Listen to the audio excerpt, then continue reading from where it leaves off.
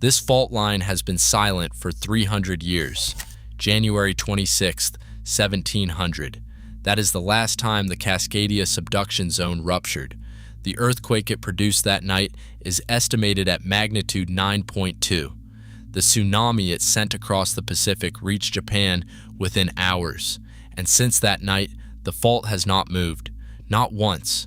325 years of silence along a fault line that runs for 1,000 kilometers beneath one of the most populated coastlines in North America.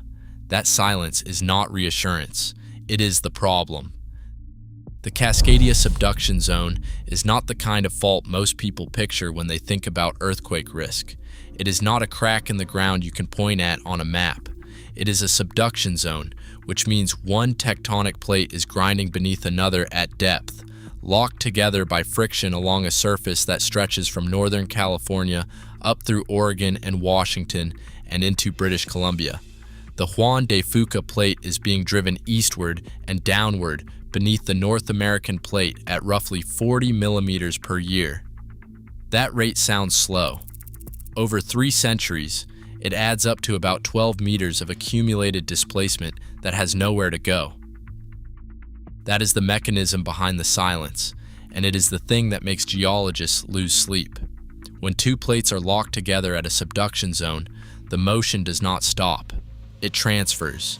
The overriding plate gets dragged inward and downward, loading stress into the crust like a spring being compressed. GPS stations along the Oregon and Washington coasts have been measuring this for decades. The ground is not moving outward the way it would if the plates were sliding freely. It is being pulled in. The coast is deforming. The spring is still being compressed. And the only way it releases is when the friction holding the 2 plates together finally fails, and the locked section snaps into a new position all at once.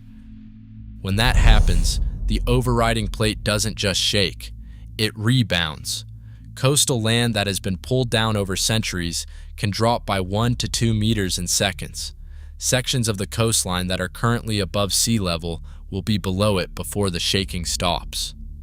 The towns built on that land will not have time to process what is happening before the ground changes shape beneath them, and that rebound pushes an enormous volume of water upward, generating a tsunami that does not need to travel across an ocean to reach a coast. It starts at the coast. The first wave arrives within 15 to 30 minutes of the rupture. In some low-lying coastal areas, run-up heights are modeled at 30 meters or more.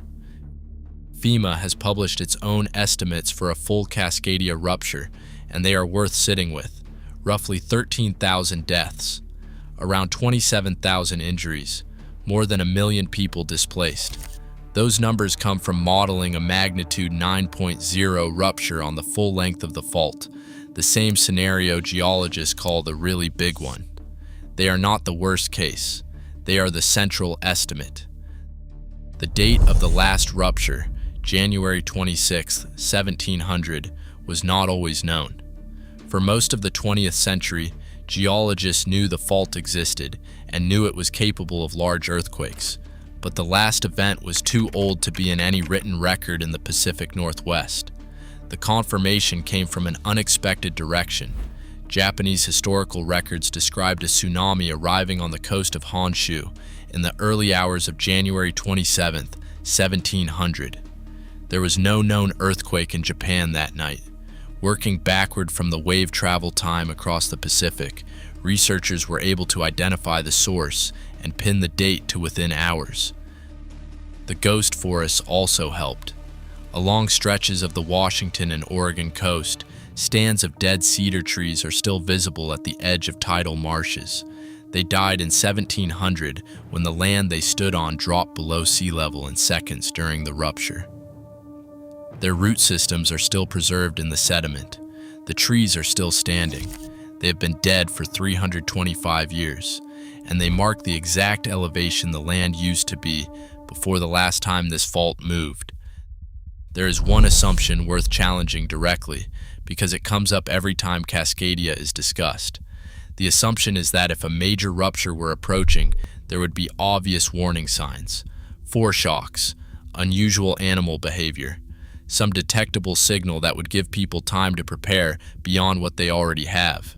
The geological record does not support that confidence. The 1700 rupture left no evidence of a prolonged precursory sequence. Subduction zone earthquakes in general are among the hardest to forecast with short-term precision.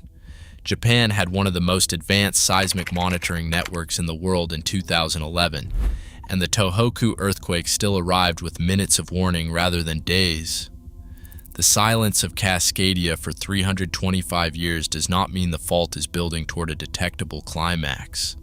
It means the stress is accumulating in a system that has repeatedly released it all at once without warning.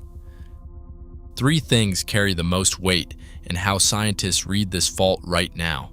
The first is the global positioning system deformation data along the coast. The rate at which the land is being pulled inward and downward tells researchers how fully locked the fault is and where the coupling is strongest. The second is the record of past ruptures preserved in coastal sediment and offshore turbidite deposits. That record shows Cascadia has ruptured roughly 20 times in the last 10,000 years, with intervals ranging from 200 to 1,000 years. At 325 years and counting, this interval is long but not yet at the outer edge of what the record shows. The third is any episodic tremor and slip, a slow-motion seismic signal that occurs deeper on the fault every 12 to 14 months and tells researchers which parts of the system are accumulating stress most rapidly. The fault will move again. The science is not in dispute on that point. The only number geologists cannot give you is when. We will be tracking the deformation data and the tremor cycles, and we will tell you the moment either one changes.